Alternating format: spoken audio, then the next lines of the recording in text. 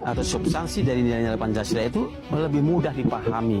Namun di tengah globalisasi, bagaimana Indonesia mampu menjadikan Pancasila sebagai jati diri dan eksistensi Pancasila harus terus dijaga di tengah era globalisasi untuk menghadapi segala potensi ancaman bagi negara melalui implementasi nilai Pancasila dan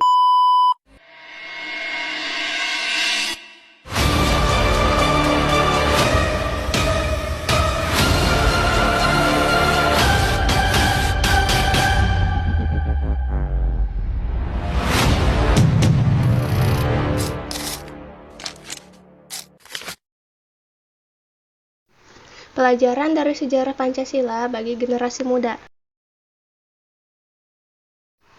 Halo, Assalamualaikum teman-teman. Perkenalkan, nama saya Farah Claudia dengan NIM 05301636 dari Program Studi Ilmu Perpustakaan. Di sini saya akan membahas tema tentang pelajaran dari sejarah Pancasila bagi generasi muda.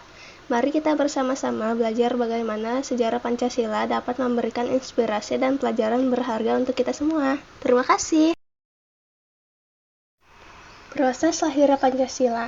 Pancasila lahir pada tahun 1945 di tengah perjuangan kemerdekaan bangsa Indonesia dari penjajahan Jepang. Badan Penyelidik Usaha Persiapan Kemerdekaan Indonesia atau disebut BPUPKI yang dibentuk oleh pemerintah Jepang pada tanggal 29 April 1945 yang bertugas untuk merumuskan dasar negara dalam sidang pertama dari tanggal 29 Mei sampai 1 Juni 1945.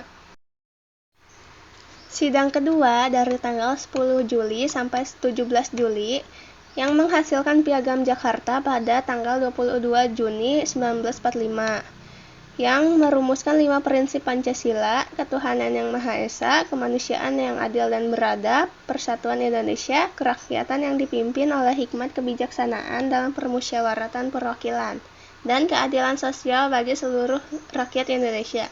Namun, dengan frasa kewajiban menjalankan syariat Islam dihapus untuk menjaga persatuan Indonesia.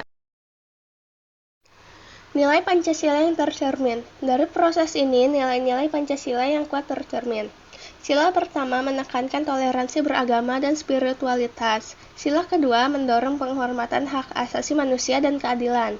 Sila ketiga menunjukkan komitmen persatuan di tengah keberagaman etis dan budaya. Sila keempat mempromosikan demokrasi melalui musyawarah, seperti dialog di BPUPK. Sila kelima menekankan kesetaraan sosial dan ekonomi, mengatasi ketimpangan. Proses ini mencerminkan semangat gotong royong, kompromi, dan dialog antar kelompok untuk mencapai kesepakatan bersama. Refleksi pribadi. Secara pribadi, proses lahirnya Pancasila mengajarkan saya tentang pentingnya dialog dan kompromi dalam perbedaan. Di era digital saat ini, generasi muda sering terjebak dalam polarisasi. Misalnya, perpecahan akibat media sosial atau perbedaan ideologi. Nilai-nilai seperti persatuan dan kerakyatan masih relevan. Kita bisa belajar untuk mendengarkan suara lain, menghargai keberagaman, dan membangun konsensus untuk masalah seperti intoleransi atau perubahan iklim. Ini membantu kita menjaga identitas nasional sambil menghadapi tantangan global saat ini. Dalam kesimpulan ini, sejarah Pancasila mengingatkan kita bahwa bangsa ini dibangun dari proses dialog dan nilai luhur.